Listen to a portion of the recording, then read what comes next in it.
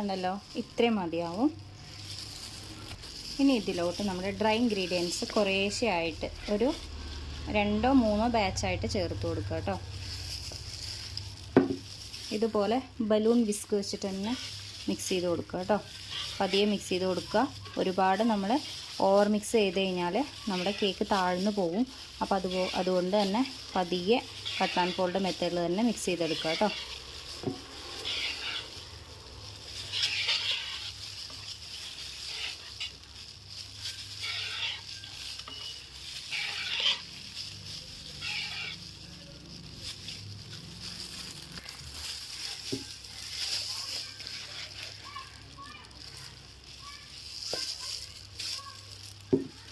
ഒരിക്കലും നിങ്ങൾ കുത്തി ഇളക്കി മിക്സ് ചെയ്യരുത്. കാരണം ഈ ബാറ്റർ താഴ്ന്നു പോവും. അതുപോലെ നമ്മുടെ കേക്കിനും അതുപോലെ തന്നെ ഡാമേജ് പറ്റും. അപ്പോൾ ഇതുപോലെ കട്ട് ആൻഡ് ഫോൾഡ് മെത്തേഡിൽ തന്നെ പതിയെ മിക്സ് ചെയ്തെടുക്കുക കേട്ടോ.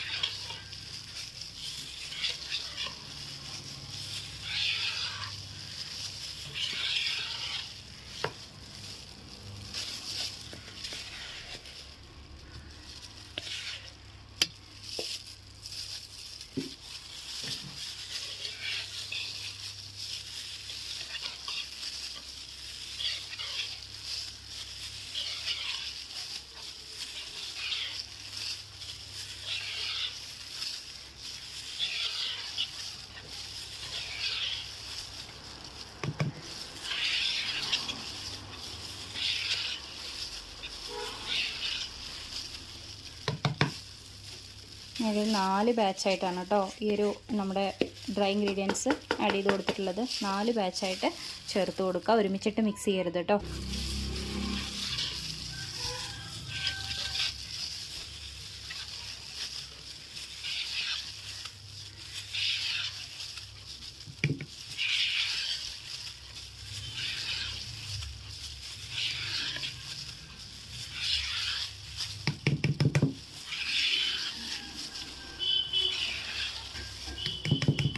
ഈ ഒരു സ്റ്റേജിലാണ് നമ്മുടെ ഓയിൽ മിക്സ് ചെയ്ത് കൊടുക്കേണ്ടത് കേട്ടോ.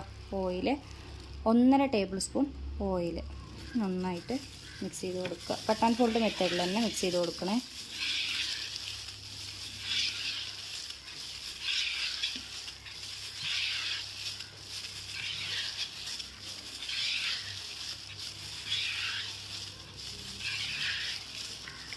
അതുപോലെ 1 ടേബിൾ സ്പൂൺ നമ്മുടെ പാല്.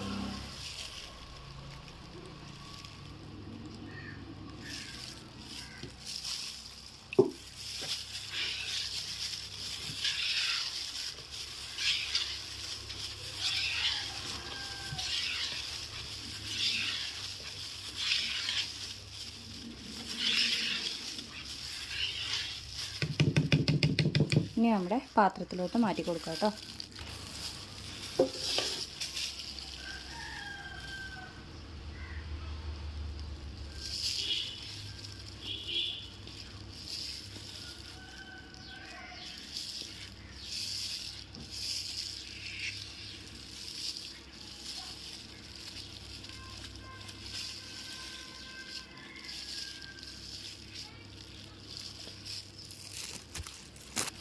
നന്നായിട്ടൊന്ന് ടാപ്പ് ചെയ്ത് കൊടുക്കുക കേട്ടോ.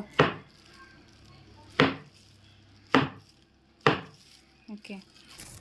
ഇനി ഇതുപോലെ ചുവട് കട്ടിയുള്ള ഒരു പാത്രം എടുത്തിട്ട് 10 മിനിറ്റ് ഇത് പ്രീ ഹീറ്റ് ചെയ്ത ഒരു ഗ്യാസ് ഇതാണ് കേട്ടോ.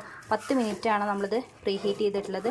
നല്ല ശ്രദ്ധിക്കുക, നല്ല കട്ടിയുള്ള പാത്രമായിരിക്കണം കേട്ടോ. എന്നിട്ട് ഇതിലോട്ട് നമ്മുടെ കേക്കിൻ്റെ മോൾഡിന് ഇതുപോലെ ഇറക്കി വയ്ക്കുക. 10 മിനിറ്റ് മീഡിയം ഫ്ലെയിമിലിട്ട് പ്രീ ഹീറ്റ് ചെയ്തതിലേക്കാണ് നമ്മൾ ഇറക്കി വയ്ക്കുന്നത് കേട്ടോ.